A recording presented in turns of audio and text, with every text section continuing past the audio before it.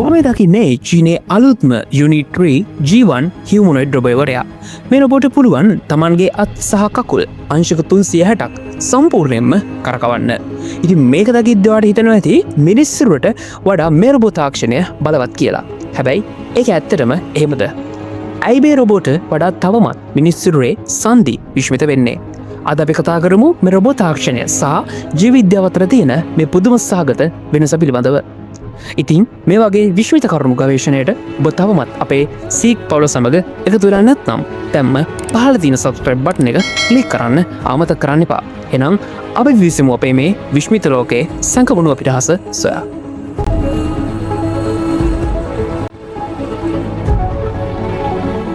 Robot කෙනෙකුගේ බොහෝ සංදි බොහෝ විට එකම විදිහට වැඩ කරත් අපේ සිරුරේ දකින්න පුළුවන් සංදි ප්‍රධාන ආකාර තුනකට ක්‍රියාත්මක වෙනවා. ඒවා නම් කොළුකුර සංදි, අසව් සංදි සහ විවර්තන සංදි.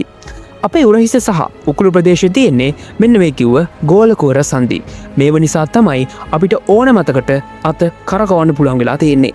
රොබෝ කෙනෙක්ට මේ විදියට අංශක 360ක් කරකවන්න පුළුවන් වුණාට මිනිස් සිරුරේ සංදි වටා තියෙන බන්ධනි සහ කණ්ඩරා පද්ධතිය නිසා අපිට ලැබිලා තියෙන ස්ථායීතාවය තවම රොබෝ කෙනෙකුට ලැබිලා නැහැ. ඉතින් මේ ගෝලකුර සංදි ගැන සලකද්දී මේවා කෝප්පාකාර කුහරයක් සමග ගෝලාකාර හිසක් සම්බන්ධ වෙලා සෑදිච්ච ව්‍යුහයක් පෙන්වනවා. එම තවදුරටත් කිව්වොත් මේ ගෝලකුර සංදියකට පුළුල් පරාසයක චලන සඳහා අවස්ථාව ලැබිලා තියෙනවා. අපිට හමු වන දෙවන සංදි වර්ගය තමයි අසව් සංදි.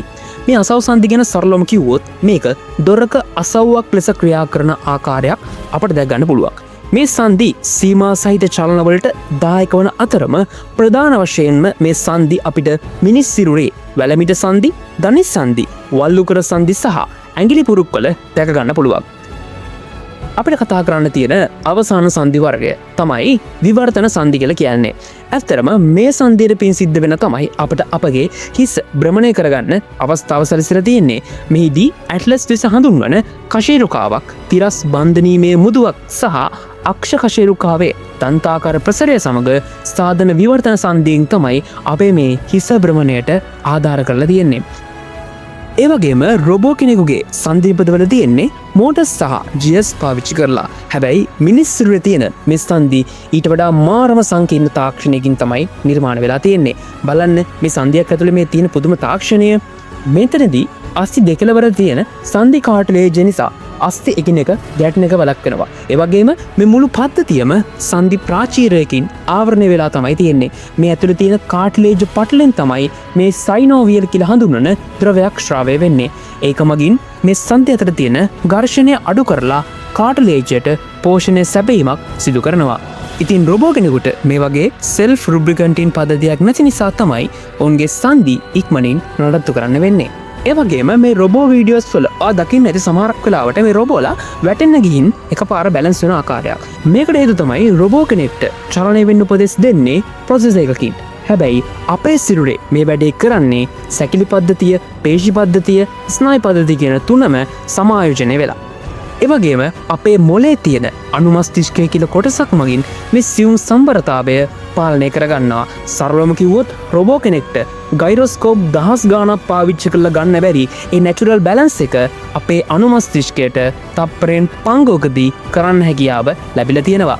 ඉතින් මේ ගයිරොස්කෝප් ගැන දන්නේ නැති ඔයාට සරලවම කිව්වොත් මේ උපකරණ මගින් තමයි මේ රොබෝලගේ චලන සහ සම්බරතාවය පාලනය කරන්නේ. තවදුරටත් කිව්වොත් වාගේ ස්මාර්ට්ෆෝන් එක උඩයට හරවද්දී ස්ක්‍රීන් එක හැරෙන්නේ මෙන්න මේ ගයිරොස්කෝප් සහ ඇක්සලරේටර් සම්බන්ධ සෙන්සර්ස් භාවිත කරලා. දැන් ඔබට ප්‍රශ්නයක් ඇති මේ රොබෝ තාක්ෂණය මේ තරම් වේගෙන් දියුණු වෙද්දී අපි බය වෙන්න ඕනේ නැද්ද කියලා.